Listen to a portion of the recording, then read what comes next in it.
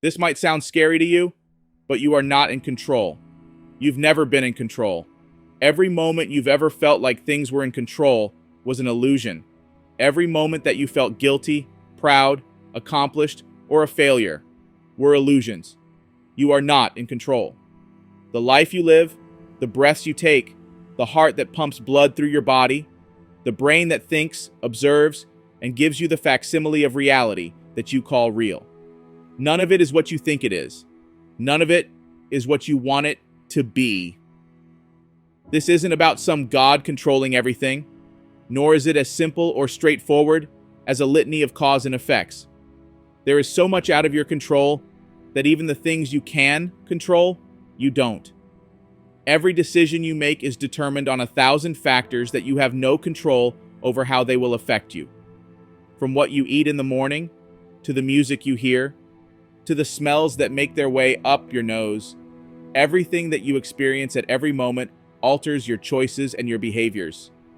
A judge that hears cases right before lunch gives harsher sentences than a judge after lunch.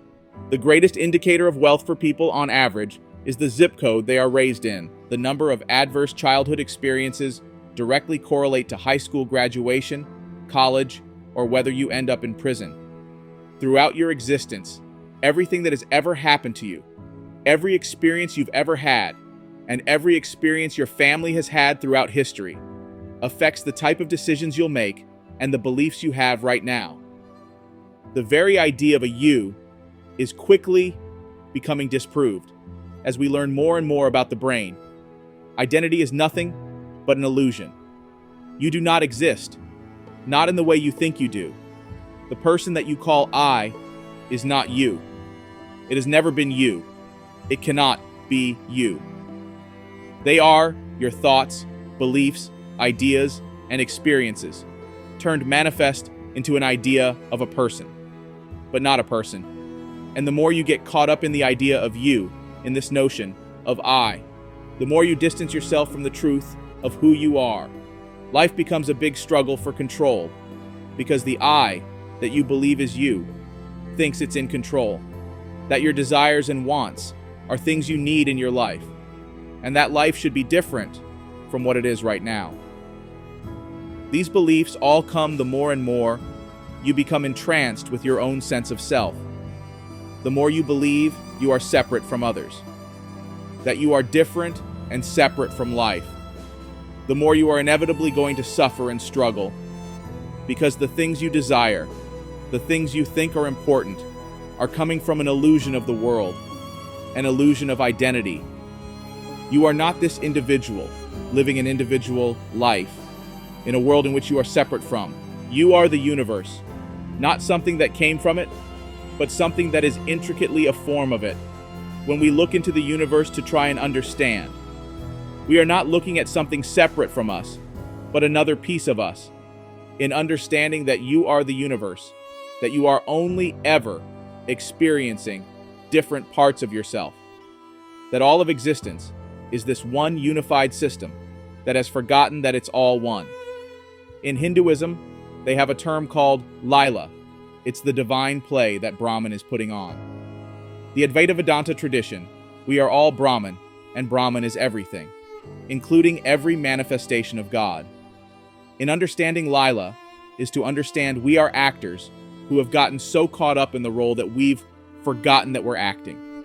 We get so caught up in the voices and thoughts in our head that we forget they're not who we are. We forget because it's so easy to get lost in this role. Everything is always happening, and you're never leaving it. You embody it. And so it's reasonable and necessary for your survival to have some connection to it. But how much you begin to connect with it is the question. How much you begin to identify with this sense of self is the problem. Because the more you get lost in the narrative of this existence, the more you can convince yourself that you are in control, that there's anything to control. And when things inevitably happen, when you make decisions and act out in ways that you don't fully understand in the moment, that you rationalize later on, or when world itself seems to be having entire different plans for your life, all your actions means nothing, and all your choices become more and more limited. But in truth, there never were choices. At least not ones that the person you believe to be you is doing. It's hard to accept, hard to believe. But you are not you. You have never been you. And as such, you are not in control. What is in control is something far greater. The truth of who you are. The truth of what you are. This eternal moment. The now. Life taking shape and form. A universe in a constant state of creation and annihilation. You are in a process that has been unwinding since the beginning of time. Since the first flux of energy began its expanse, becoming the entirety of the universe. There are no mistakes. Everything is getting you to where you need to be, in one form or another. Life and death are just phases of consciousness. What are you will always be. Everything that makes you up will return to the universe and take more forms, endless forms, until the very end of the universe itself. There is nothing to worry about, nothing to suffer, nothing to want differently.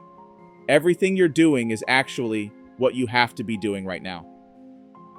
Every urge you feel, every action you take, is the entirety of the universe moving.